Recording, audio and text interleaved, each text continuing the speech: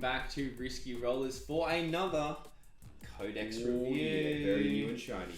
Yes, so this is Genestealer Cults, as you can clearly see. All the little gribblies, nice fancy new book with some gorgeous artwork on the front. Best art. Yeah, 9th edition. I can't argue that. Yeah, It's so horrific. it is. It's really cool. It's almost a new style for 40k. Like it's a weird mix of like the blend of sort of darkness, but then Modern Grimdark. it's like a modern grimdark. Yeah. Which is kind of a new style for them. I like it. It's good. It's good. Now, if you wanted to get your hands on one of these books, we One of these books, as in this as in book, this book, or the which we have previous to show on Custodies book. or this one, we have these brand new copies from Dice. As you can see, Still shrink wrapped, it's all shiny Super and reflective shiny. and probably showing up horrifically on camera. yeah, 100%. If you want to win either of these, you want to tell us what you got to do? Well, you have to go to the battle report, which was released last week. Yep. Of the Genestealer Cults versus Custodies. Absolutely. You need to comment on that video. Yep. Whatever book you would like to receive. Yep. Either the Genestealer Cult or the Custodies one. Also be subscribed. Yeah. So there's a key point. If you do those two things, and drop us a like while you're there because it's good stuff. 100%. If you do those two things, we are going to, next week, next Saturday, Yes. we're going to be... Australian time. Next Australian Saturday, we're going to put all of the people who wanted this book into a random number generator, and also who wanted that book into a different generator, draw a winner, and send them off to you anywhere in the world. So if you want to win either of the books, Anywhere in the world. do that one. Tell your family, tell your friends, get everyone involved. One into the person. You can win it and send it to someone else. Yes, yeah, because we'll get in touch with you through that and do that. I have noticed that a few people have been doing it on Instagram as well. That is fine as long as... You do it on YouTube as well. Yeah, as long as you're on YouTube as well. We're only looking at the comments in the YouTube video that is the Adeptus Custodies versus Genestealer Cult Battle Report. Yes. Episode 11? Yes. No, sorry, episode 9. 10. 10. 10. It is. It's episode 10. We filmed 11 today. From 12 today. Oh my god. Anyway, it's episode there. 10. It's somewhere there. Comment on that one. That's how you win a book. 100%. Cool. Right. Now about this. Let's talk about the book. We did the other one. Also, if you're interested in hearing about this book, Oh yeah. we did another Codex review last that. week. Yeah. So go and check that one out. We're trying to do more review content, but more of this kind of So, sit yeah. down and chill kind of stuff. This is going to be a standard now. Yeah. And this process, look, we're figuring out some tweaks. We're doing this on our own. This has all changed. This Yeah. has changed this week. We've updated our audio stuff. We're all sorts of little tweaks and things. So this is going to continually evolve over the next, I would say, 6 to 8 weeks before it's really dialed in. And look, please feel free to let us know on what you do and do not like within this format. In addition, tell us what you do and don't like about the book. Tell us what you do and do not like about this format, this video, because we want to improve all of this for you guys. 100%. It's all about you, not about us. It's about you. So So, also it's about the book, yes. which is a good book. And Tim from Darcy, he's a legend. So thank him Yeah, thank you, Tim. for sending these out. Yes, fantastic. So this one, I was, to be honest, when this first came out, I was quite surprised that GSC came out before Tyranids. Yeah. And a bit bummed. But Look, we all know Tyranids will be at least 11th 2025. edition. There'll be 3 or 4 Space Marine books before they come out. You know, standard. overall, a general thing, I'm going to say I really, really, really like this book. Yeah. I It's got a bookmark. dabbled I dabbled a little bit in GSC, just kind of trying to understand them. I will caveat this with, this is not an entry 40k book. No. Just like I mean, kind look, of, if just you like want- Advent, just like Sisters. Yeah. If you want to start with them, you can. Don't get me wrong. Let's not put you off if you want to start with them. But there is a higher amount of work you'll need to put in to understand the book well than you will, say, Marines or Custodies. Yeah, even in friendly games, I feel the first thing I want to say about Genestealer Cults is, and this is just from my 4 now games, 5, I'd say. 5 games, Yeah. 5 games with them, with the new book and with everything that we have in front of you here. They are not forgiving. They're not forgiving and they're complex to understand, and they're complex so that it's easy to make a mistake. They then won't forgive. It's complex from a point of, I do need to caveat, the whole complexity thing I do feel comes from a complexity of memory, not a complexity based in innate complexity, like say Admech, for example. Okay, yes. So Admech and Sisters, I do feel have a higher level of complexity to understand like where the synergies are and stuff. That's not in this, but I think the layering of just rules and stuff that is in this book you need is to remember more and need to to remember. Yeah. And that's just my personal opinion. Like some people might say, "Oh no, it makes more hate." Whatever, it's fine. But if they're on this, they're in that same category of just like high ceiling. Sorry, high floor, high ceiling armies. Yeah. So we talked about this last we did in the Custodians one, which was that Custodians have a very low entry floor, low skill floor for entry, but and then a high skill ceiling. These guys have a high skill floor and a high skill ceiling. Yeah. So you do need to put a bit more work in to understand the book enough to play it well. Yeah. Yeah. If you want to throw some more on the table for a good time, I've lost every game I've played with them. Put it that way. Yeah. Granted, I'm not a Genestealer player, but what I see and I'm really happy that we have waited to do this and because this army is going to see a lot more show with the chapter approved changes. Yes. Massively. Yeah, which we'll get to towards the end. Yeah, of this. towards the end of it, it'll come in. But So there's some good stuff there. Look, just if to you want to get into the book, you can play a few casual games first, get a feel for them, have some of that. But it's definitely there. There is going to be a bit more reading, a bit more memory, and you're going to maybe take a few more losses before you start to do well with them than you might with another book. Yes. That said, it's cool, it's worth doing. Let's hear about it. Yeah. So we're going to start with the structure where we're going to do this. We're going to start with the detachment things and how they work, how Brew Brothers work. Then I'm going to do Crossfire because that needs to be spoken of. You need to understand how that works. Understand that. The book. Then we're going to do cults. Then we're going to do some strats. Yep. Then we're going to do some data sheets and some relics and warlord traits. Kind of like the same format. So we're just picking the stuff that I think is cool. Yeah. We're adjusting it a little bit to make sure it flows more smoothly. Yeah. Not going to literally sit here and read everything, except for probably the start, which I'm just read. Although, keep in mind, with that one, the lore and stuff. Because half a book of lore here. Have you read any of that? All I know is that they're on Terra. Yeah, they're on Terra now. I don't like rereading. I get everything from audiobooks, and I just retain it better when I listen. Yeah. So, but there is lore in here. It's cool. There is lore. There's some great art. The art is phenomenal in this book. Like even to a higher standard than the Custodians one. It really is. I'm sure there is some really cool stuff, but we're talking about rules. We are. So, Genestealer Cults detachment abilities. So, Genestealer Cults detachments gain the Gene Sect, Brood Coven, and Brood Brothers abilities. So that's basically just three things that they can take advantage of. The Genestealer Cults units in Genestealer Cults. This is going to be hard for me. Detachments gain Cult Creed abilities. So, from what I've seen previously, if you were playing certain vehicles in your Genestealer Cult army did not get your Creed abilities, i.e. your chapter tactic.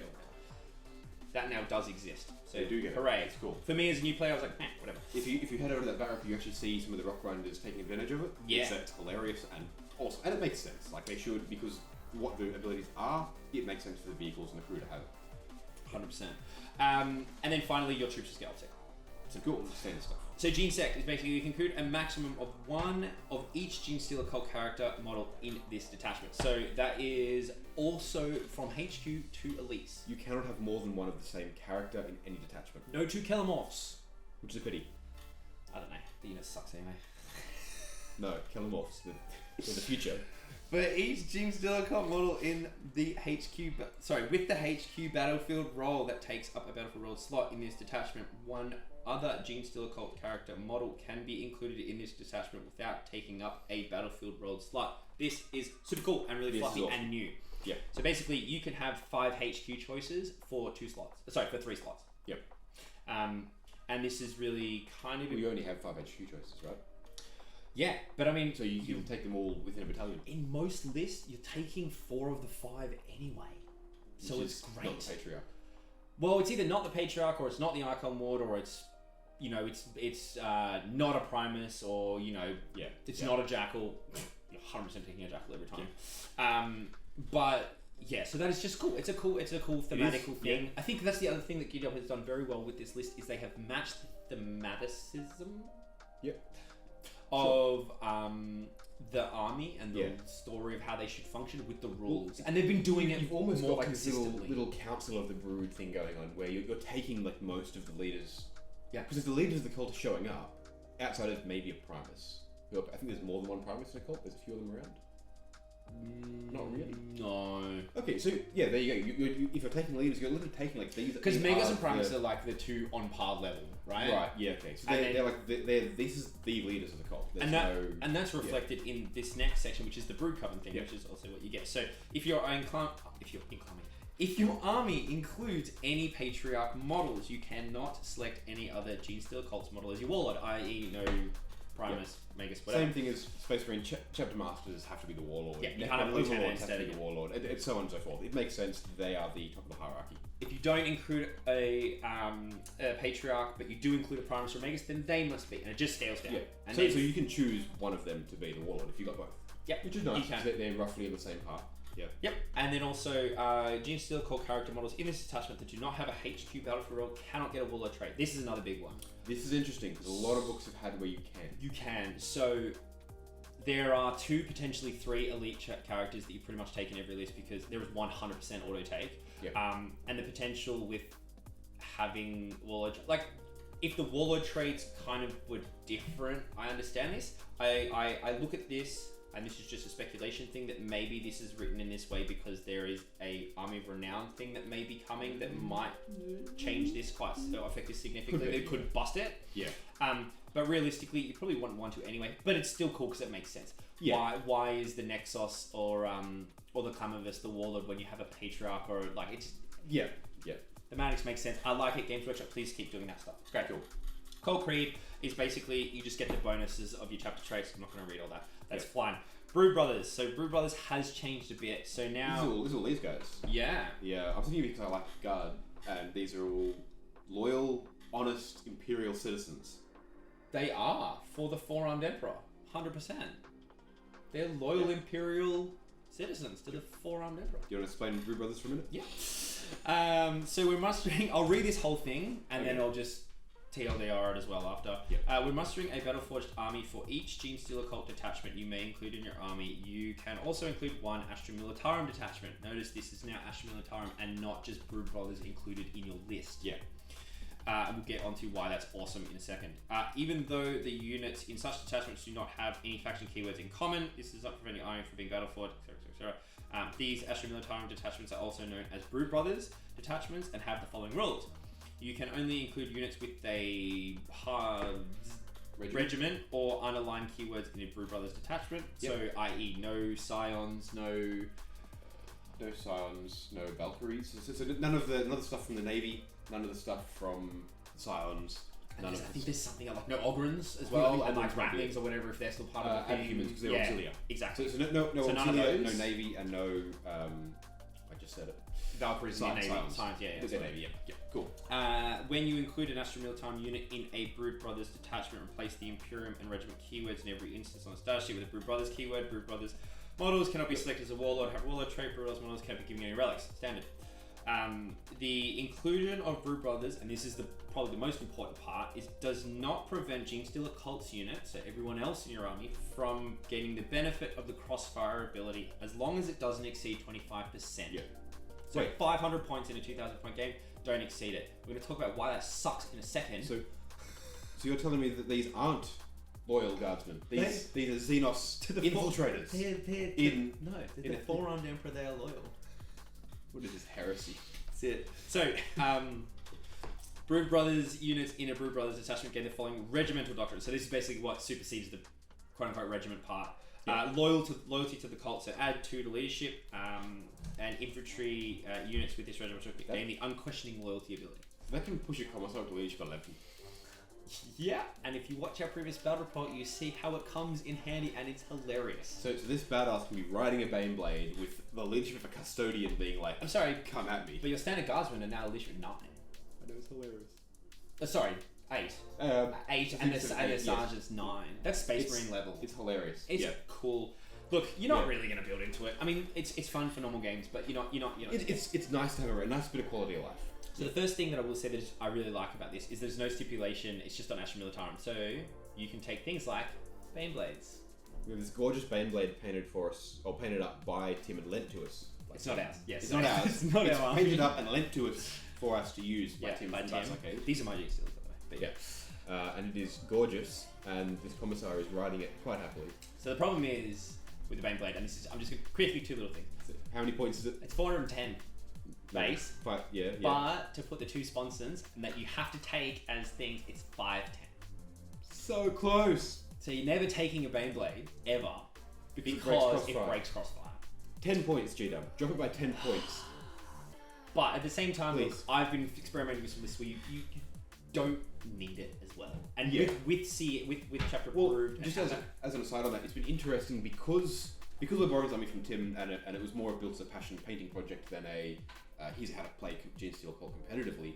It doesn't have all the unit choices, which has kind of forced you to think differently about it. Yeah, it has, for which sure. has been good. It's been good. But it's also been able to show off these aspects. Yes, I do think Brew Brothers is still viable, I think, in ways, especially the biggest thing that I think some people maybe be overlooking, or maybe not aware of, if you are. Think about it this way.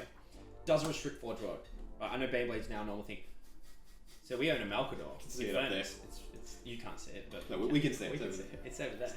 So we're going to do a list with a Malkador and Furnace running right in the middle of the field because you can. It's only 310 points. It's like, yes, let's have fun. You can do that, take a Lehman Russ and a character. But also, so when the 9/10/12th edition Streamer Time Codex comes in, that is all relevant. And you're going to get all those updates, all those new profiles. So all those base rules points, that will get a 9th edition jump, that will, when the battle cannons go to strength 9, -3, flat 3 damage, they'll be usable.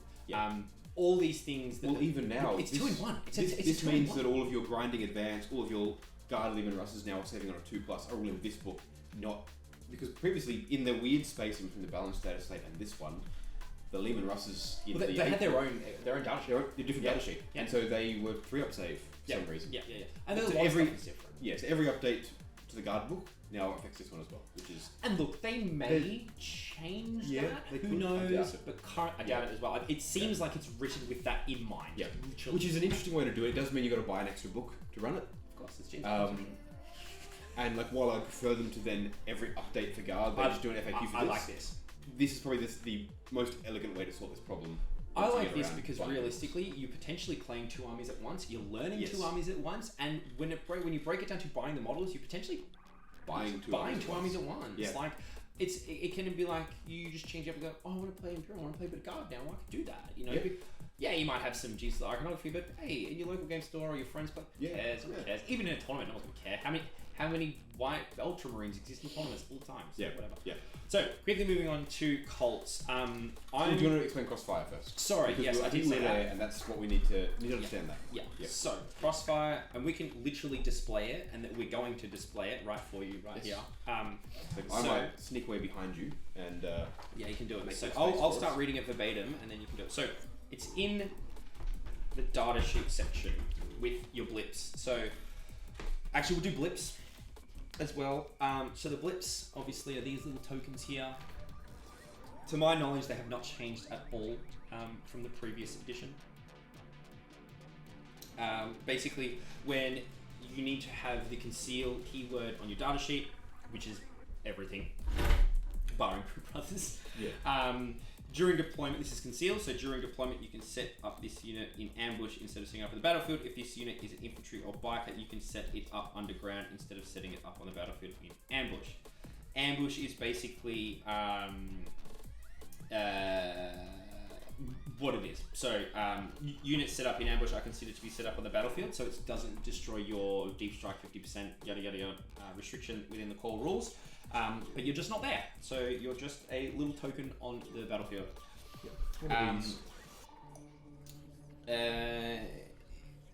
Even though their models are not actually on the battlefield, so the count is being on the battlefield even though they're not, enemy models cannot be set up enemy models cannot be set up or move within 9 inches of the center of any of your ambush models.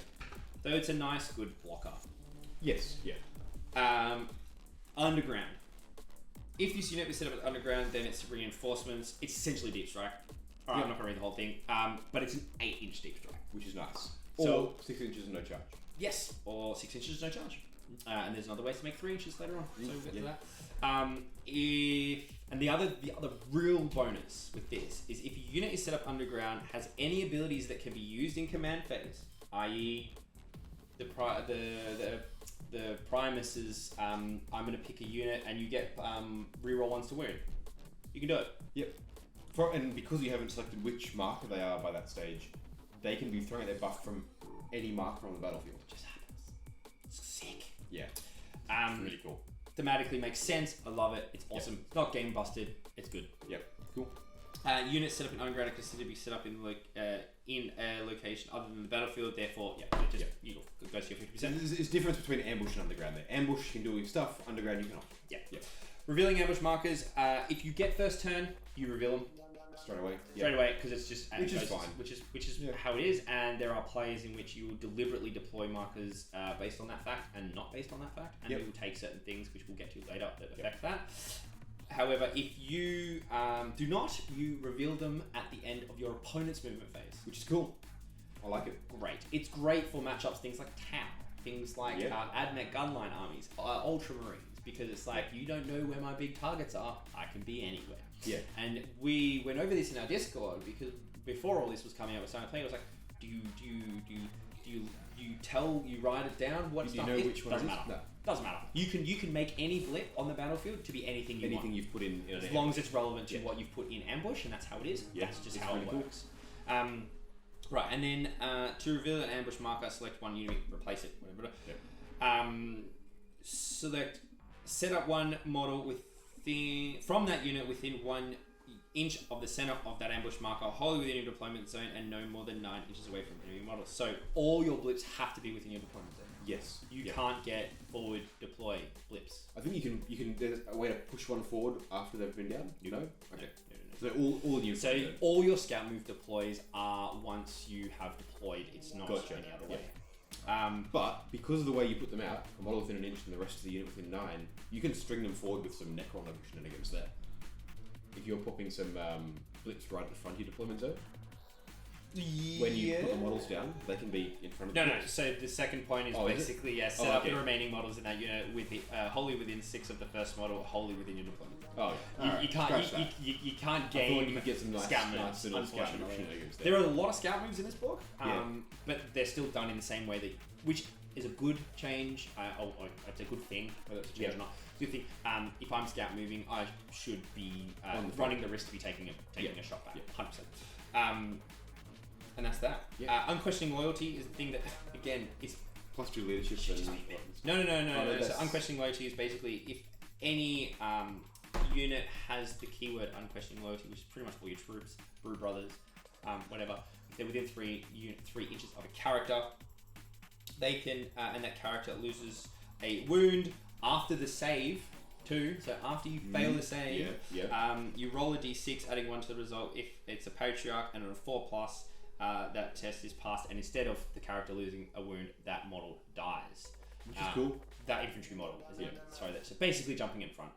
There are ways that this can be gamed. I've heard a lot of people about gaming it, and it's pretty cool. The fact that Brew Brothers, like, you can have leadership 7 conscripts just gathered around the Patriarch, or just like your Brew covens sitting somewhere. Yeah. Cool. I mean, like, there are nuanced ways of using it. Like I said, there are some complexities here that, like, I'm not seeing, but that are there. Yeah. Quickly moving on to Crossfire. So literally, I'm just going to read the first part. Actually, you know what? I'm not even going to do that. I'm going to TLDR. Let's show it. Yeah. So we have down here a nice squad of Lamenters who are very unlucky and have been plopped right down the middle in front of this entire army. 100%. And now these guys are going, well, let's get a bit of Crossfire on them. That's it. Take us away, Lockie. So a unit that is shot from any unit that has the Crossfire keyword have to have the Crossfire keyword. Yeah, which is the keyword. Essentially all of the GSC units and none of the Brew Brothers units. All the GSC ranged units. Right. So like Patriarch doesn't have it, Genestealers don't have it. It's all your shooty stuff. Yeah. Right. So just say this unit here. Yep. They've got guns. They got their guns. They shoot. So you make a hit roll with either a multi-damage weapon, a single hit roll. Single hit, as in a single successful hit roll. Yeah, so make a hit roll. Yep. Yeah. Make a hit. Of a multi-damage weapon, or 5 consecutive hits within the same unit. The whole 5 unit hits all at once. Yeah. The whole unit needs to be targeted the same target. So you can't have split fire going on. Well, you can split fire as well trigger it. No. The entire unit has to be entirely targeting that thing, which I think we might have missed previously. We might have missed that one, yeah. It doesn't came up in the back rep, but we might have missed that one, yeah. Because it says the entire unit must target that. Okay. And then so you hit those 5 hits. Now it has a Crossfire token. which looks like that. Little like that. ridicule marker. So the good thing is it's you have ambush markers on one side, which come with the book, and then the crossfires on the other. So now, any other unit within your army that has crossfire keyword will get +1 to hit against that. Yep. Now, unit. let's go with that one. So, for example, this unit, this rock grinder over here. Let's go with these ones here. These acolytes here then will get +1 to hit if they target it. So it is verbatim. Yep. In your shooting phase, each time a crossfire unit is selected to shoot, if all of those attacks target one enemy unit. Gotcha. Okay. Yep. Without a crossfire marker, right? So it is key, because I think we did miss that before. Yeah. And it makes more sense. Yeah, cool. So they target them, they score 5 hits, or 1 hit with a multi-damage weapon. They now have a crossfire marker. Boom. Now what happens if these guys go to shoot at them? So, what does the crossfire marker do before we go to exposed? Doesn't matter about them. Now it's anyone still. Okay, so anyone. So let's say these ones. Yeah. So not those ones. That won't work. So does anybody. Sorry, no, yeah, you're correct. Yeah. So if you have a model on one side of a unit, of an enemy unit, to the other side of the enemy unit, and you can draw a 1 millimeter line from one model in this unit's base to another unit to another model in the opposite unit's base, touching, like in this situation, they all have to have crossfire keywords, yada yada. They now get what they call the exposed keyword. Yep. And exposed is +1 to wound. Yep. Now the +1 to hit would work for these guys. Yes. So these guys shooting at them, they cannot draw a line across the unit. No. Sorry.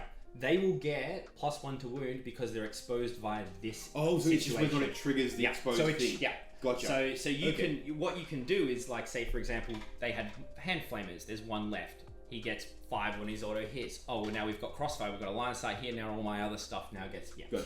So think of it less as positioning your units to gain benefits. It is putting effects onto an enemy unit that unit has those effects permanently. Yeah, it's essentially just like a debuff. Think of it as a debuff. Yeah, which is cool. It's a little bit complex to get in the first place, but if you can trigger it, and there's ways that you can have movement shenanigans to help you with that. And there's a third step. The third step is any unit that is shooting an exposed unit, i.e. entirely in this situation that is within 12 inches, bye-bye cover. Yes. All cover. Not just light cover, just ignores cover entirely. So no neg 1 to hit, no nothing. So considering a lot of the weapons are within that kind of like, I mean, you want to leverage some of the 12 to 18 inch range. Like nothing, pretty much aside from the mining laser, nothing's over 24 inch range. And mining laser has enough AP to not really be matter anyway. You've got to be close, so you're going to want to be close. So it's just doubling down on coolness. It is. So that's crossfire. It is so easy to proc. Not only with it is easy to proc with just your maneuverability of units, let alone the amount of stratagems and abilities that enable you to do it. If you want to see it demonstrated, check out the battle report. And in the battle, we get exposed off a couple times. Yeah, and it comes up several different places, including in combats and things where there's some effects of crossfire markers. It's really handy with things like demo charges and things that have 6 and 7 inch range, and it's good. It's really good. Is it game breaking? Hell no. Is it super cool and fluffy and really fit what you would think a Genestealer army to be? Yes. We're going to talk about one synergy towards the end, which is built with neophytes, and I think the strength of this book is its troops and its vehicles are just bonkersly awesome for what they're pointed at and for how many you can get. It's just good. And I say bonkersly awesome like it's not busted. It's just cool. Feels great. It feels good. And the other thing as well with the whole crossfire thing, it's fun.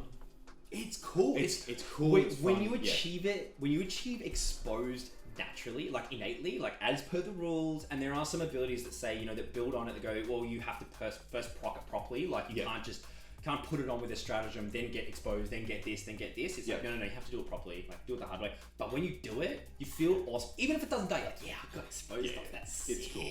And that's rewarding in and of itself. And that's great. That's good game design, so I like that. Yeah. All right. Quickly moving on to the cults. I'm only going to reference 3. Yep. Because they're the 3. They're for 3 specific reasons, and one is because I think it's going to become the best now post chapter approved. One, because I think it has really good play into an alternate build with some of the boosts to shooting the whole army has as a whole, and one that I think is the best way of entry into playing the army. Well, let's start with the entry level, and then work our way back through them. So the entry one is Twisted Helix. So this is the one that we did play on the bat rep, and this is the reason why I think it is the best one, because it's probably one of the easiest straight line linear power ones that makes sense. So the cult creed in and of itself, like its chapter tactic, so to speak, is add one to strength of all models, add one to move, and baby transhuman. So you cannot be winning on a 1 or a 2. When your models are toughness 3, that's big. Even 4 too, like toughness 4, it's still good. Like it's super good actually. It makes them just a little bit more durable for such a cheap and body count army. The strength is nuts. So you're really building this into like melee heavy builds in Twisted Helix. Which would be your Acolyte Metamorphs, your Genestealers being strength 5 is like it's pretty nice. And the Genestealer's got to glow up. Which we'll get to. The Warlord trait is pretty good too. It's basically +1 damage. Very nice. Great on Patriarch. The Relic is really cool. So it's called the Elixir of Prime Specimen. Twisted Helix model only. Obviously, select one genomic enhancement for the bearer to gain, even though it's not core or aberrant unit. If your army includes biophagus units, you can select 2 for the bearer. So the genomic enhancements are an ability that the biophagus grants you that you can do. It's kind of like it's like Fabius Wiles injection for buff, thing. and basically they are select. It's exploding. Usually it's a roll of d6, a roll of d3, sorry. And if you're doing it on an aberrant, you don't have to select. If you're doing it on a core unit like Acolytes, you do. And its first one is +1 AP. A 2 is 6 exploding 6s, and 3 is a 5 feel no pain. Cool. The fact that you can choose to put this on, say, a Patriarch, and give your Patriarch, like even both these two, the Warlord trait, giving your Patriarch +1 damage, and then giving your Patriarch exploding 6s in combat and 5 feel no pain, you can make a beat-stick Patriarch. Plus the baby transhuman, all that kind of stuff. It matters, considering that he's lost. So he didn't lose toughness, he lost strength with the change, but it matters. So the stratagem, look, you're probably not going to use it because aberrants are just weirdly in a weird spot. I think the meta needs when the meta shifts a little bit more to being infantry, which it will. They'll come around again. So it use this stratagem in your fight phase when a twisted helix aberrant or twisted helix abominant unit from your army selects fight until the end of the turn. Each enemy model destroyed by an attack made by a model in that unit counts as 2 for the purposes of morale test. Whatever. Each time a model in that unit fights, it can frenzy. If it does so, all damage becomes 1 and you get +1 attack. Cool. That's alright. Extra attack. Damage 1 works well against if the hammers were damage 2 base, you'd be like, okay, this is kind of cool, because a lot of -1 damage is just reducing your damage anyway, so you're just paying a CP for +1 attack, which you're going to do. The fact that the hammers are 3 flat damage, don't know if you're going to do it. Again, this may play further on as we see, but straight line power compared to some of the other strats and the other ones, and then the power is pretty awesome. A lot of the powers in all the cults are awesome. So just with the cults, you basically get a creed, you get a warlord trait, you get a relic, you get a stratagem, you get a psychic power. The cool thing about the psychic powers compared to like other things, other armies, is very much like Grey Knights. So you get the psychic power in addition. That's cool. And as a relic, you can have a mega, it's only 4 power, and can cast 2. So there are really cool ways which makes sense. Again, it's just like they're psychically driven. It makes sense.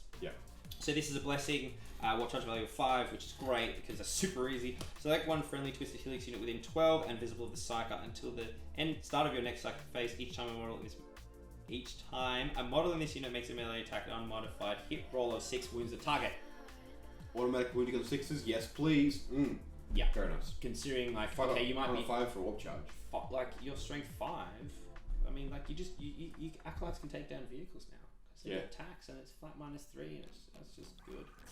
So that's, I think, is the easiest one to understand. It's on the easiest one. It's straightforward. It plays like it won't necessarily change the way you might run an army greatly. It won't need that to make it work. You could take your 8th edition list pop it with the new Twisted Helix, and it'll be fine. and you'd learn the nuance of the strats and the other bits and pieces quite easy. That's why I say I think it's the best entry. It's a good starting point to work from to get a feel for the way the army flows and builds. Rusted Claw is the next one. Yeah. And this one's very shooty, I think. Yep.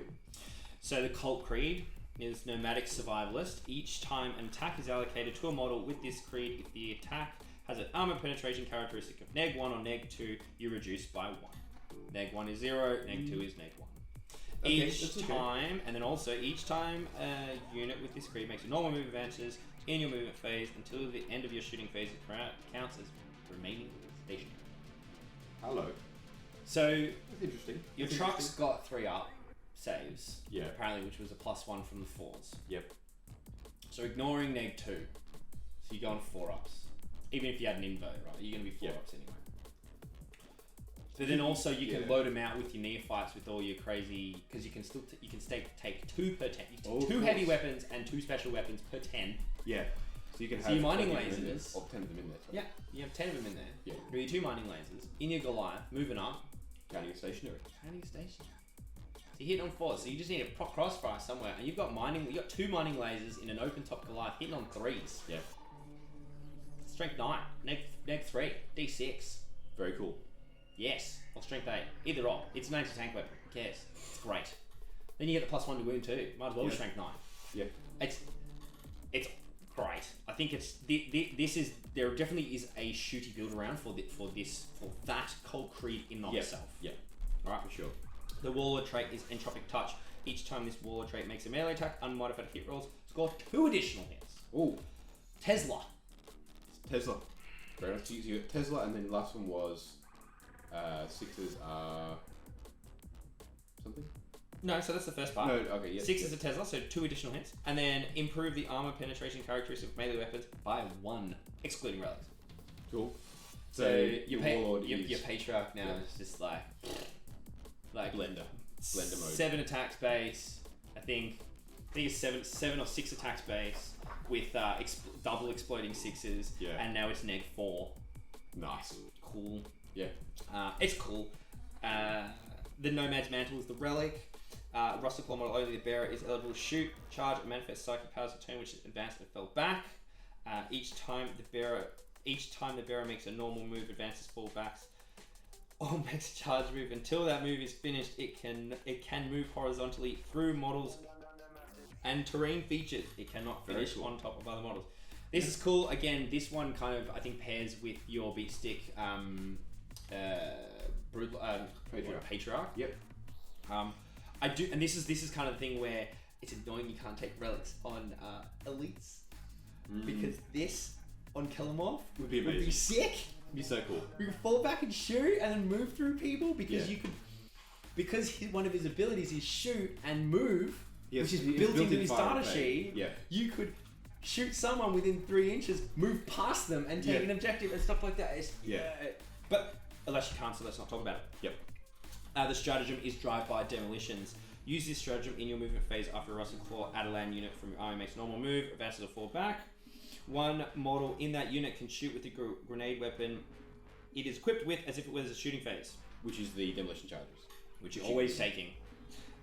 When selecting a target for that attack, enemy units that Rusted Claw Adelan unit moved within 6 units of in this phase are eligible. Oh my god, this is so difficult to read. Of this phase are eligible targets, even if they're not visible or in range. So it's sick. You can literally you can throw it around corners. Imagine it's just like.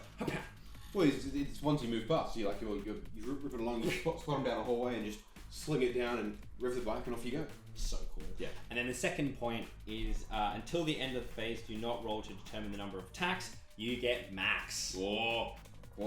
6 attacks on your demo charge at like strength 8, neg 2 damage. Yeah, awesome. It's good. And then psychic power, inescapable decay, malediction, warp charge of 6. Select one enemy unit within 18 inches and invisible to Psyker until the start of the next psychic phase. Each time a friendly Rusted Claw model makes an attack against that enemy unit, improve AP by 1. Cool. Might be cool to have situationally, but I mean, everyone knows it already, so it's like it's bonus if it comes up a situation like, oh, I've got that power. Yeah. I mean, you can only ever get 2 Psychers, so it's whatever. Yeah. That's the one that I think is the build around, right? I think that's where you're building mass neophytes, that's your biker spam, that 100%, like that strat, like being able to pop that every time, and there's other strats you can double down on that too, so I like that for that because bikes are cool, it's fun, I like playing fast, trucks with neophytes and bikes, it's a fun thing to play, that's I reckon where that for. Finally, Hive Cult. This one is actually my favourite and where I reckon is going to see the most play, purely just based on the creed. Units with, so it's called Disciplined Militants. So units with this creed are eligible to shoot in a turn in which they fell back, but if they do so, then until the end of the turn, each time a model in that unit makes a range attack, subtract 1 from the hit roll. Whatever, who cares? By the time you're doing that, you're probably cross-firing and stuff anyway, so it doesn't matter. Units with this creed can perform actions in a turn in which they fell back or advanced. This is one of the best abilities in this edition. Period. And it's becoming more relevant within Chapter Approved. But it gets better. While a unit with this creed is performing an action, you can shoot without it failing. Nice. So even better. So you can move, advance, do your action, and then shoot. Which gives you advance and shoot as well. No, so you have to be able to advance and shoot, which a lot of things which have you can get and anyway. You can do anyway. Look, I said it back when Nid's got it. I said it. So do you think of a way to do it? And I'll say it again here. The difference doing actions and still having utility is big. It matters a lot. Heaps. The new chapter approved making actions and infantry units doing actions more relevant. You have to. All your 5-man acolytes that are deep striking into Rod. Well, now they're also shooting. Now they're doing all sorts of... You're advancing up the corner to Rod. Oh, you're shooting as well. Not Rod, teleport homers. Better. Yeah. Teleport homers, you just do it, auto 4 points. Sick. Well, now I can shoot. Sick. Yeah. Oh yeah, my unit just died. Sure, whatever. I've propped crossfire on that and put my mining lasers into it that turn. I can pop within a corner 6 inches away due to the ambush rules in terrain. Yeah. Do my action, flame something to death, or am I going to get shot? I'll pop crossfire. I've got a strat now to get +1 plus an additional back in my into the save. shadows. No, that's in melee. That's killing melee. Okay. That's killing melee. But to get plus an additional save. Yeah. So you can have acolytes on a 4-up save. Sorry, on a 3-up save. Very nice. Yeah. Just scored your points. Potentially killed something. Yeah. It's good. In a prime position to then move and do again. It's cool. And you could be doing that everywhere. You don't pay a premium for it. Custodies get this and once per game. I mean, there's ways to fiddle with it, essentially, But this is all the time. Everyone across the incredible. And I think this is the sleeper. I mean, there are people, obviously, much better Genestealer Cult players than me, much better players than me in general, that, yes, it's on their radar, but I don't think anyone in general was like, I read this and I was like, that is awesome. That was before Chapter Approved. I'm like, that is cool. That's already good, and Chapter Approved is going to make it better. Yeah. So moving on from that quickly, while a friend, this is the Warlord Trait, so it's called Hive Lord. It's an aura. While a friendly Hive Cult core unit is within 6 units of this Warlord, each time you make a ranged attack, an unmodified 6 scores 1 additional hit. Okay, that's cool. You're probably building a fast shooty list anyway. So it's nice to have. Can't complain. You can't complain at all. This is cool. This is potentially something where you could go like, all right, let's make Adeline Jackal the Warlord because you run that and, just bikes. Yeah, and just bikes. Bikes, acolytes to deep strike, and then neophytes to backfield objectives and mining lasers. Splitting 6s with you, but might not be epic, but it's cool. I like it. Vector's Talismans, the Relic. So each time the bearer makes a melee attack, an unmodified wound roll of 5+, saving throws cannot be made without attack. Armor saving throws or saving throws? Saving throws. So, including in brackets, invulns that you had. Invulnerable saves. Not anymore. And it's a win roll 5, so you could pop this, or you could, again, both of these do pair again 5+ with a Patriarch. Or unmodified? Unmodified would roll 5+. Yeah, because getting the +1 from crossfire would be nuts with that. Well, crossfire's never in melee. It's from range attacks. Oh, of course. Yeah. So it's still cool. Like being able to have so in a Patriarch when you rolled 6, being at flat 3 damage, it's flat 3 damage going through. So it's cool. It's not super meta busting. I think that's your snipe character thing, nice. Right? Like it's just something that you go, okay, maybe you've got the CP to buy next to a relic, or you just don't have any relics that work with your list. Pop that one in there. Your character's a bit more of a beat stick. build a Patriarch to literally go and snipe characters. Yeah. Why not?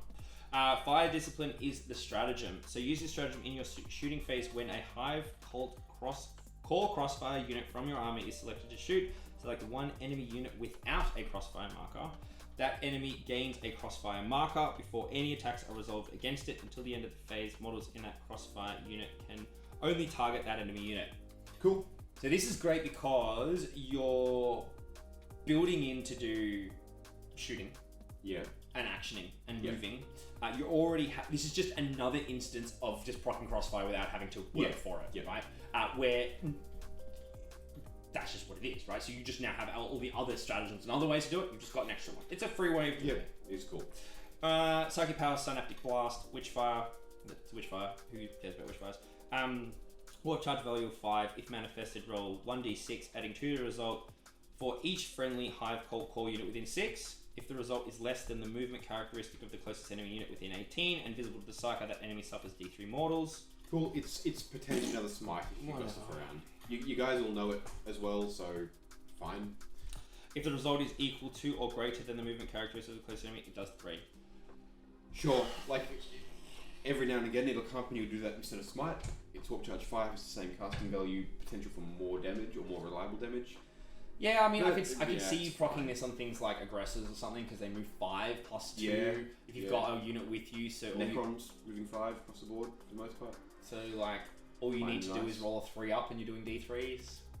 You know. Yeah. 3 up D3s, not bad. And that could kill an aggressor. You know. So exactly. So look, that part's not amazing. The rest is sick. Yes. Yep. Cult of Four-Armed Emperor is pretty good. Everyone raves about that. Whatever, CP stratagem stuff. I just don't want to list it because these were the 3 that really stood out to me. They're cool, they're cool, they're cool. Plenty of people talk about the other ones. Well, you can go and check those out. There is build your own cult. Cool. This is busted. Yeah. I feel like they didn't read it properly, or there's typos. Okay.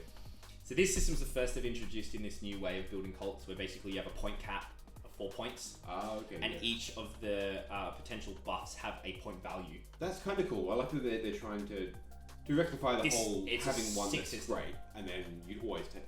Necrons have 2, you're like, oh, I'll take both these all the time. Yeah. If you get a point system where you're like, oh, I can adjust. You can have 4 ones. You can have 4 army abilities, if you want. And then you got some really good ones that cost more, so you can't take them. All the good ones are 1s. Although in this case they haven't. Yeah. It's silly. So I'm not going to go into all of them. Let us know the 4 1s you would pick to make your busted. I probably wouldn't do all 4. Okay. I'd probably always do 2 1s and a 2. All right. Well, explain us what those 3 are then. So the first one, Accustomed to Toil, Baby Transhuman for 1 point. Wow. Yep. Cool. Stupid. Yeah. Ignoring ballistic modifiers on your industrial weapons. 1. So that's your mining lasers. That's mining lasers. So you're literally getting like move and shoot on full ballistic skill with your mining lasers. With your neg ones to hit on your rock cutters. Nah, don't care. That's a 1 point. What was the other good one? Oh yeah, melee attack. 6 is to wound plus 1 AP. 1 point. Okay. Alright, cool. Novok have that as built into their thing. It's like, whatever. Right, and then what was your 2 you take? The 2 one was this one. No. Each time a crossfire infantry model with this creed makes a range attack unless that model's unit has moved this turn, the target is treated as having crossfire marker for that attack. Wow. Stand still, get +1 to hit. So you're on top of your unmodified ballistic skill because you've gone for that one, and then you're like, oh, what are you gonna hit me back in return with your wounding on 2s? Not anymore. Yeah, that's cool. It's like you're pulling the best out of what was the first one? Twisted Helix. Yeah, and then adding more. Yeah. So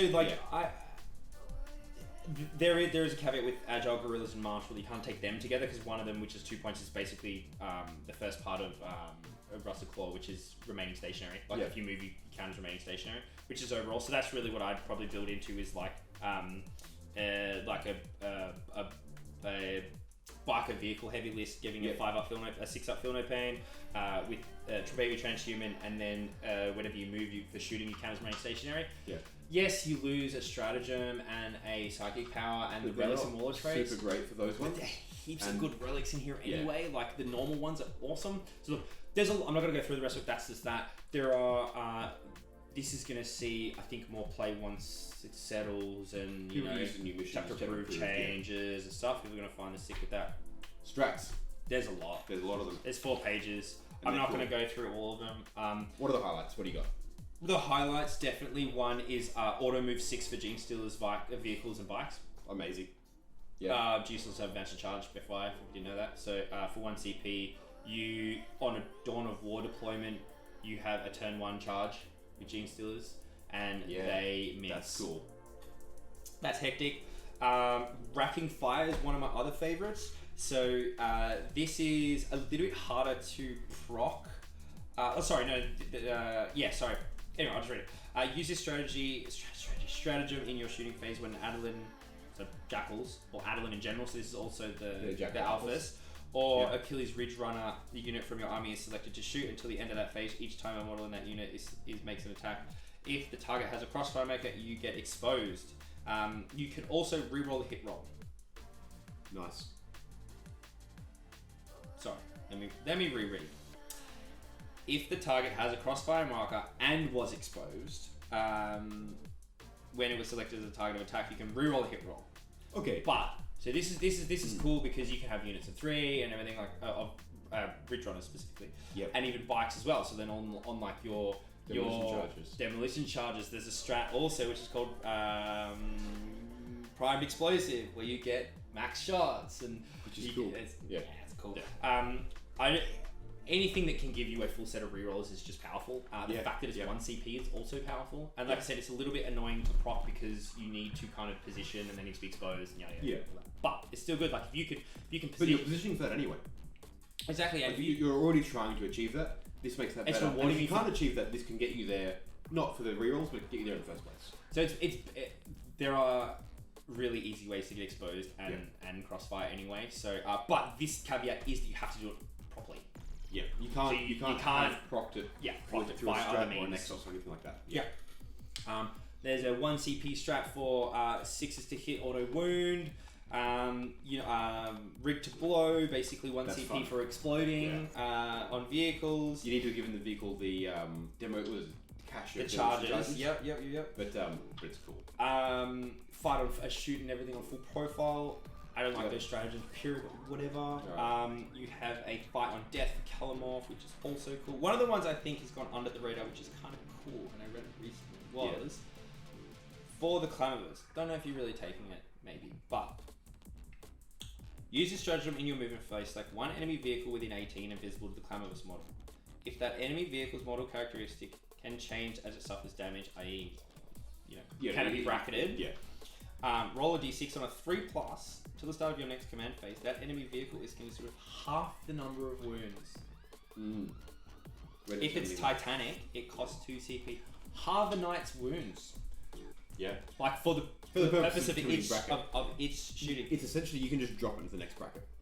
So if you know you've got anti-tank going into a knight, I can't kill it, but I know I can maybe get 3/4 of its wounds down. Or it's just some big vehicle you need. I want to proc this now. It's a bottom bracket. Yeah. That's massive. That's just hugely denying your opponent's offensive output. Okay, say they got their knight and then they go, they're Custoros or they're the Admech ones and they're going to use it. But then they still have to burn that CP. And if you're for 1 CP forcing them to burn, it's like they're 2 to do that. You're like, man, trading off CP. and you're getting your CP back because you're taking a unit that we're going to get to in a second. Yeah. Look, it is a bit situational. I think you can maneuver it well. Isolate. I was like, nice to have anything you can affect movement. And that's the other thing too. That put something on bottom bracket. Now you're moving 6 inches or 5 inches instead of your 12. Yeah, sick. That's awesome. That's the difference between you putting that knight with that obsec knight or that 10 model counting knight on an objective and taking it from you for 1 CP or 2 CP, whatever. Knight, sick. Yeah, sweet. Love it. Leaders of the Cult. This one's cool where you can actually, if you have a Patriarch, you can give all your other 2 other HQs Warlord Traits. Yep, very nice. That's sick. Where's the other one? Pack Hunters. I like this. And this is why I think bikes are just awesome. Yep. And this is one of the ways you can get exposed. So if bikes are within 6 of a unit, proc this. That unit within 6 of has exposed. Cool. Yeah. Right. +1 to wound, sick. And you can proc it for yourself, then throw your grenades. Yeah. Dope. You have Return from the Shadows, which I'm pretty sure has changed a bit, but I'll read it anyway. Basically, you kill a unit in combat.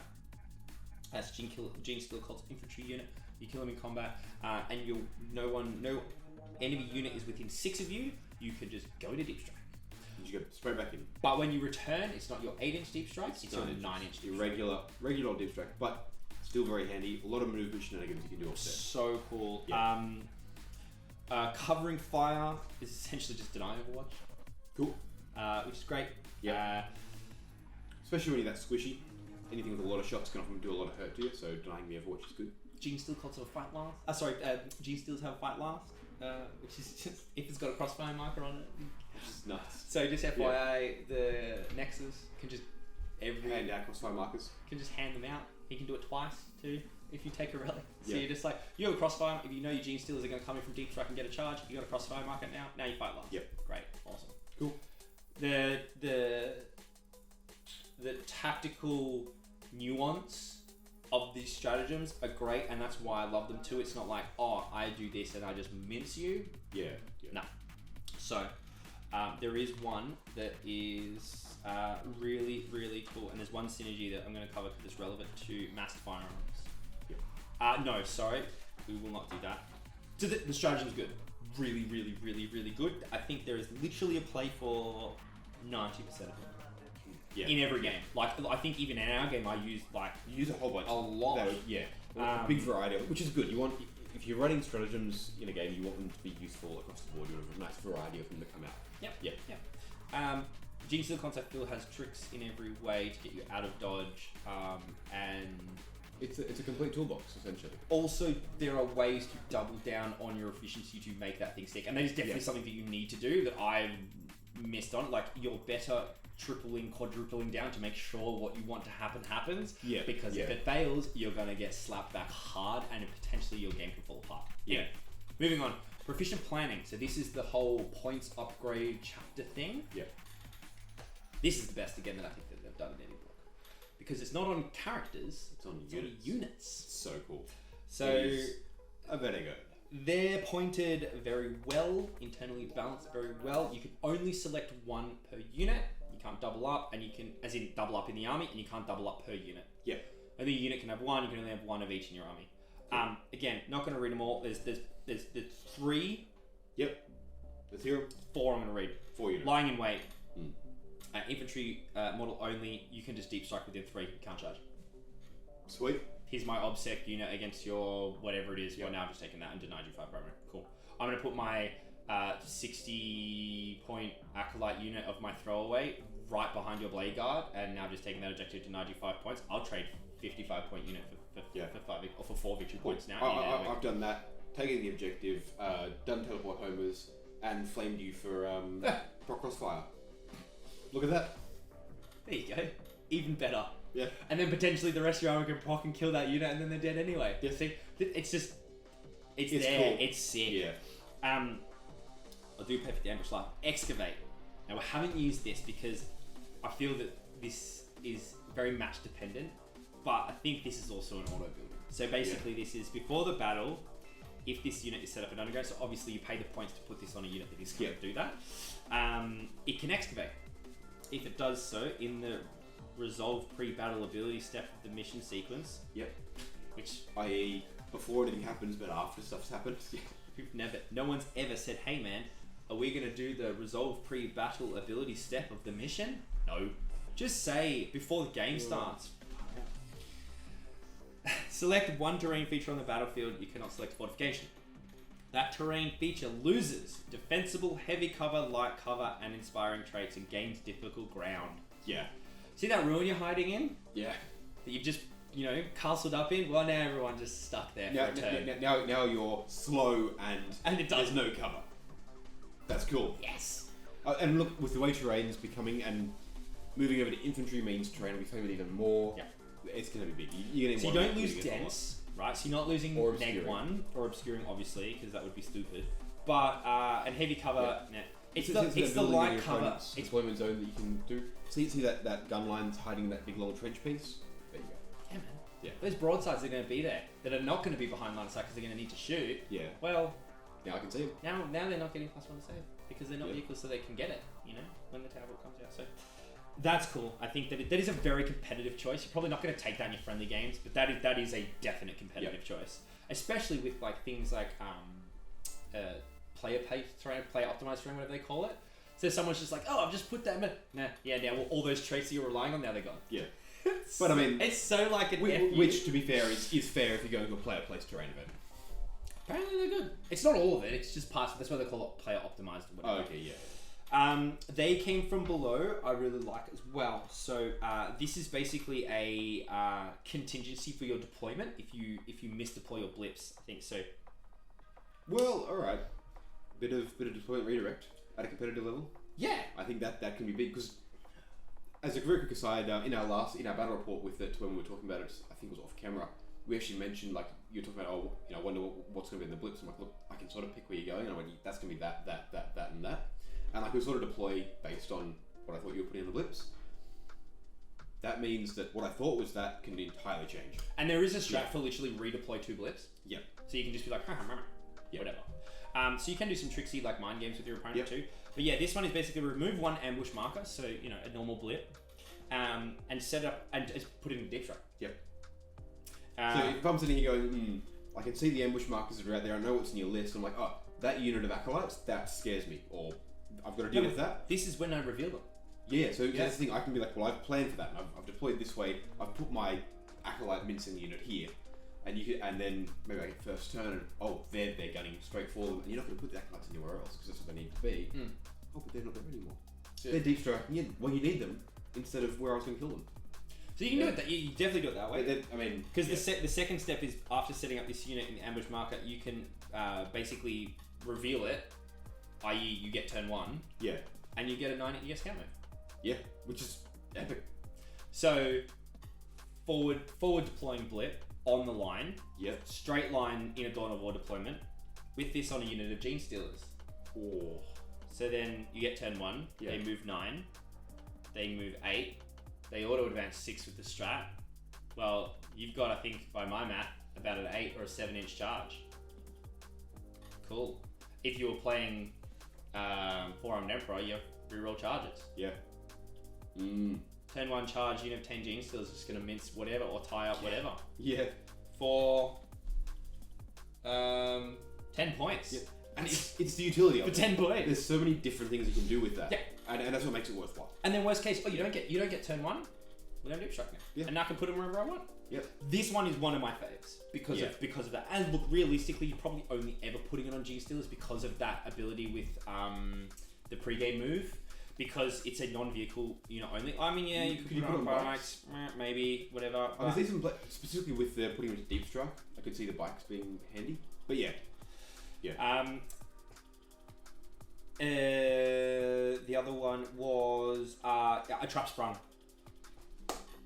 First time you come out of underground, your deep strike, roll 3d6, pick the highest.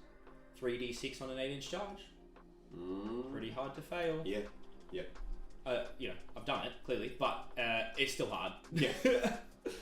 So that's great. Finally, the final one that I really like is a perfect ambush. It says crossfire unit only, and I've used this. I've used this off camera, and it's effective as. Yeah. So when this unit is set up on the battlefield as reinforcements as being a result of underground, so in your deep strike, you can use this ability. If you do so, select one enemy unit within 12 of this unit. Until the end of the turn, each time a model with this unit makes a ranged attack against an enemy unit that has... that enemy unit is treated as having crossfire marker and as being exposed for that attack. Nice. So that is 15 points. So, my head strat, 20 neophytes, 4 seismic cannons, 4 flamers, deep strike within 6, in terrain. Proc that. Before you've done that, your Nexus has put crossfire on that unit for an actual crossfire marker. Because they have a crossfire marker, you play mass firearms, which is 6s to hit auto wound. So you're getting all your auto guns, all your flamers. Yeah. I mean, Flamers flamers don't don't matter, but all the and other your ones. seismic cannons. Your redundancy in that, and then the play after that is you do that when you're an objective. When you're in terrain, they're removed from the objective. You play that strat to make yourself harder to kill and cover. Yep. Then you play the cover strat, which is called something. It's there. It's there. You pop that. Neophytes with 4-up saves, when you do 20 of them, is hard to move. And Maybe all you you've need, got a baby transhuman because you're running that one. and if you're running Twisted Helix too, Yeah. all you need to do is survive that turn, because that 20 man, or by that point that 13 unit, the 13 player bodied unit is just moved on to that objective. Yeah. Yes, it's 2 CP and 15 points, and 200 points for the unit or whatever. But potentially you have the ability to put that anywhere on the game, and it's I don't know, it's just, I love that. I love that synergy. I think it's great. Okay, quickly moving on. The Warlord traits are okay. I'm not overly impressed with them. I think one of the coolest ones is Alien Majesty, so plus 3 inches to range of Warlord auras to a maximum of 9, and plus 3 inch range to specific character abilities, which makes those abilities end up being 9 or 12 inches. So that's your proficient planning for meticulous planner. Sorry, for your primers, the Jackal one, and priority target for whatever. Being able, the Jackal one is nuts, because the Jackal's ability is anyone within 6 inch, any vehicle within 6 inches. If it's not the closest enemy, if it's not the closest unit, it cannot be targeted by ranged attacks. It's like a conceal thing. So to make that 9 inches, that's amazing. and That comes such a big bubble. there is a stratagem with Ridge Runners for Fire and Fade. So they can be like, move, shoot, move back, now they can't be targeted. Yeah. Sit in the middle of nowhere, and then you use your infantry trap to just keep them at bay. You can actually run parts of the anti-tank Genestealer Cult arsenal as kind of like a gunline, like backfield. Not super amazing, but it's doable. Yeah. That's the one I like the most. And then the other one is add 1 attacks and toughness to a character. Cool. Like I said, they're not amazing. Some are okay. The powers are pretty sick. Got some favourites in there. I do. Mass Hypnosis has changed for anyone who hasn't heard about it already. It's no longer take control of a weapon and use it or whatever. It's a malediction, warp charge value of 7, -1 attack, and fight last. Which I think is probably better than take control of a weapon. 100%. Especially when we're moving into infantry meta, especially when we're moving into you want to be in their face, and it's awesome. Yeah. So you're usually going to be, you're always going to be running this on a Patriarch if you're running this. Yep. Sorry, that's Mass Hypnosis. That hasn't changed. Mind Control is the one is the That's the one. sorry, I'm getting confused. This one is watch value of 6, enemy unit within 18 visible. Each time a model in this unit makes an attack, subtract 1, -1 to hit. Yep. And then subtract 1 from leadership. So check on competition. Fine. Whatever. Sure. And then the other one is Might from Beyond, that I think is good. Yep. Oh, sorry, and Psychic Stimulus is also good. The Witchfires just aren't great. Which is par for the course. Pretty much, unless you're like green off the T-Suns, your Witchfires just aren't really that great. Yeah. Might from Beyond is warp charge value of 6 within 18 inches invisible and +1 attack. Cool. For a friendly. Yeah. So good on G-Stealers. Giving G-Stealers 5 attacks each is just bonkers. Yeah. And then Psychic Stimulus is a blessing, so it's warp charge value of 6, 18 invisible. You can advance and shoot. Yep. So this is where we got what I was saying before, where you take Hive Cult, you can advance, shoot, do your action.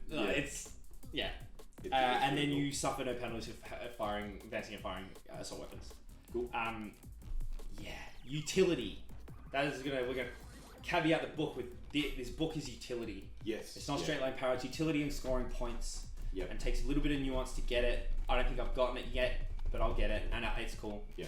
All right. So the relics. There's a few.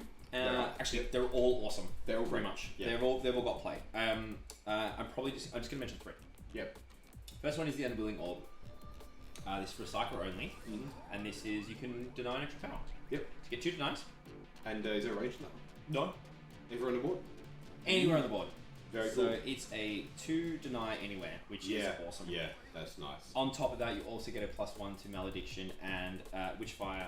Now, we've just been over the powers, and look, there are 2 Maledictions that are good. Very good. And you're going to use them. You cast them on 4s and 5s. It's awesome. Yeah. So that's great. The next one is Cranial Inlay. You're taking this every game. Yep. I don't care what you say, you're taking this every game, and you're taking it on a Nexus. So You're basically... every game. Because Crossfire. You need it. For Crossfire. It's good. Yeah. You're getting a 5-up CP regen. Also great. You're a CP hungry army. You need it. And also just procs your strategic coordination ability, which is the ability for you to just pick a unit anywhere on the battlefield and give it a crossfire marker. Again. Do it twice. Yeah. But amazing. And then finally, one of the ones I think is pretty cool, which might be for a bit sticky character-ish. It's called the Amulet of the Void Worm. Vera has 4-up invo. Once per battle, you can just have a don't roll 6-up save. Sorry, 6 dice is 6 for save. Yep. And then each time the bearer declares a charge, enemy units that were targeted by that charge cannot fire Overwatch. Very cool. Yeah. So it's a good way to another way to shield Overwatch on top of a on top of the strat. Yep. To just mitigate, firing and getting in combat. Yeah. A quick caveat is Wormtooth rounds for the Killer Morph. Yeah. This thing basically replaces the pistols to be 1 shot each. Strength 6, neg 3 damage. It's pretty awesome. Killer. I've never killed I've killed 1 model with it in 4 games. Yeah. So we'll leave that there. I don't like it. Do with it what you will. It's got good straight line power. Yes. Yeah. Which is cool. And look, like I said, everything in this relic section is awesome. Normally it's like, oh, pick 1. Oh, there's 2 that are good. Yeah. They're all good, and you can find builds for it in conjunction with the cults. Yeah. It's good. The secondaries. There's one good one. Really. 2 suck, 1 good. Ish. Yeah. The good one, I'm just going to talk about the good one, that I think is good, and that's just based on a couple of play tests. It's called Brood Swarm. Yep. It's Battlefield Supremacy, so it is competing with a few good ones. It's competing with Engage, which is your big one. Yeah. Yeah. At the end of your turn, score 1 victory point for each of the following that applies to a maximum of 4. You have more models within your opponent's deployment zone than the opponent does. You have more models within your deployment zone than your opponent does. And you have more models on the battlefield that are not within either your opponent, no man's land. Yeah, out the middle. I reckon you can get a good stable 8 to 9 on this. 8 to, 8 to 10 or 8 11 every game. You've got the bodies on the board to do it in yours and in No Man's Land. And then you've got the ways to get models into your opponent's deployment zone. Against elite armies or low model count ones, you'd take this every time. Knights, Custodians, some Space Marine lists. Easier than Engage. You'll get it. And then if you can't, if you're like, oh, I'm running against Foot Guard or Tyranids or something with infantry, just take Engage. You just take Engage. Because you've got all stuff to get that. Yeah. Data sheets. There's some tasty changes in here. Not a whole lot of standout, oh, that's incredible, but a few nice little upgrades and just little gloves. In this review, I'm not going to talk about too many synergies because there's a whole another episode of that because of just how long-winded and depth you need to go into them. First thing I'll say is the Jackal Alphys is awesome. She is baller. The Master Outrider rule, and look, this might have always been the same, I'm not sure, but while models are within 6 of a friendly, Adelan, Jackal, or Cult vehicle unit, enemy models cannot target this model with ranged weapons unless it's the placeable eligible target. So essentially it gives Bodyguard, nothing can target her if she's near a vehicle or Jackal unit within 9 inches, right? No. The units can't be targeted. Oh, really? Not her. In an aura? Yeah. They can't be targeted. That's incredible. Yeah. Yeah, it's nuts. That's sweet. So that's pretty good. So and then each time, if you do make an attack, it's neg 1. Yeah, cool. Neg 1 hit. So yeah, just like all Adelaide Jackals, they'll have fall back and shoot and whatever. And they're going to hit. They're cool. Yeah. And then priority target, basically putting on it another way to get exposed. Yeah. Again, I don't think that's changed. Pure strains. Oh yeah. Pure strains Very tasty. are epic. Very tasty. Movement 8. They're now hitting on 2s. They've got 4 attacks. They're neg 3 on their weapons. They can advance and charge, and they also have a 4-up invo. Yeah. They're 1 point more than normally in Tyranids. Yeah, and they're about 10 points worth in More. power more. Yeah. No, they're incredible. Single unit 10 every time. At least, if not more. Yeah. Yeah. I'm taking 2 units of 10 in every single list, but. And then finally, the things that I reckon are just absolutely amazing are the Rock Grinder and the Goliaths. The two Goliath vehicles are fantastic. So Rock Grinder is awesome. Yeah. What's its what's its front look like? Its front's like a big drill. Mm. Big smashy drill that just eats face. Yeah. So 6 attacks. it's got 6 attacks base. Strength 8. Strength 8. Neg 2 flat 2 damage. If it charges, it gets plus 2 attacks, flat 8 attacks. It doesn't degrade on its weapon skill, Which is hitting on 3s to begin with. Awesome. It's Moves crazy. 12, toughness 7, 10 wounds, neg 1 damage. Yes, no info, but it's still got a 3-up save. Cares on it. All you're doing is you want that to get in there. Get in there, maybe do some combat, then auto explode. Whatever. And then the truck. The truck's pretty much similar, just a little bit scaled down. So toughness 6 instead of toughness 7. Obviously it doesn't have a great melee profile, but it can transport 10. Still has neg 1 damage, which is awesome. Open top, can shoot out of. Also because it's auto gun's a great way to proc crossfire. You get 4 shots, all you need is 1 hit. You have a 25% chance to No, you've got a much more than that. Because you need to hit, right? You're hitting on what, 3s? There's 4 shots hitting on 4s. Yeah, 50%. No, you've essentially got... You're hitting with 2, statistically. Yeah? 50% chance. On every shot. Yeah. So it halves it every time. So you've got 50% becomes 25, becomes 12.5, becomes 6.25% chance of not proper crossfire. When you fire something with that. There you go. That's some math for you. Nice. So that in itself is cool. Yeah. Considering you pay like 95 points for the Goliath truck with the cachet of damage charges, which you're doing, and then it's 110 plus the 5 for that attack boost. It's fantastic. They're great. The vehicles are just awesome. Look, we could go crazy hammer and tongs with data sheets and synergies, but I think ultimately the book is built around utility. It's built around scoring points, about being everywhere. There is an element of doubling down single point offense, picking what you want to do, picking what you want to kill, picking what you need removed, removing it, resetting, shifting and changing again. I think that is the fundamental, I think after a few games, not many, that is the fundamental play style of how GSC... I would agree, and like it wants you to play like GSC would fight. It wants you to be lining up ambushes on specific units and then fading away. It wants you to be all over the board, wants you to be adaptable. It's cool. Yeah, I think we talked about this as well, is that it's probably on par with, as far as how the quality of writing in the book, on par with the Death Guard, Custodies books, with how good it is. Not broken linear power, internal balance, very, very well. Fun to play. Fun to play against. Crazy rules to learn. It fits the fluff. Yep. It's good. And I just keep... And it's going to get better with Chapter Approved. Massively. And I really hope they keep pushing this quality of game design, I guess, in a way. 40k still got huge flaws, but if they can keep doing this quality of books within the bad sandbox that they have... Yeah, they can definitely make it a lot better than it is. And, it'd be great. So, remember... If you want to get your hands on one of these books, or Custodies book, head over to our previous bat rep, which showcases the new Genestealer Cults Codex. The bat rep itself will be linked in the description, and all the details are over there. Yes. But go over to that bat rep, comment with which book you would like to win, and make sure you subscribe. Make sure you subscribe. We will be putting everyone who meets those criteria into a random pool on Saturday, Australian Saturday, so Friday for everyone else, and drawing a winner. We'll post it to you anywhere in the world. Yes. So make sure to do that. Make sure to do that. Big thanks to Tim for sending us out this stuff from Darkest Arcade. Yep.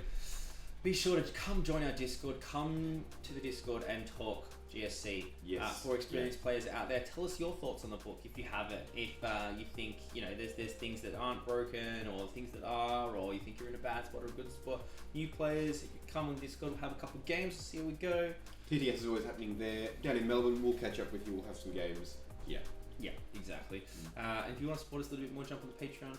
So be sure to like this, subscribe to YouTube. All the usual stuff. We've got so much more of this. This is a bunch of these showing up for patrons. Yes, a bunch with of the narrative report. 100%. And this is also part of our regularly scheduled program, as we said at the beginning. So we will be doing reviews. We're doing new Codex reviews, chapter approved whenever Games Workshop in their infinite wisdom deign to gift it to us poor Australians down here who, for some reason, they just didn't bother shipping the containers out. Which is months ago. Fine anyway, it just sucks, so whatever. It's not a good book. But so hope you enjoyed this one. We'll catch you next week or next time, maybe next week if the chapter approved gets here. Look, the next one's going to be Tau, everybody. So they're not going to send chapter approved. No, we will see you for the Tau Codex review. Stay tuned for that one.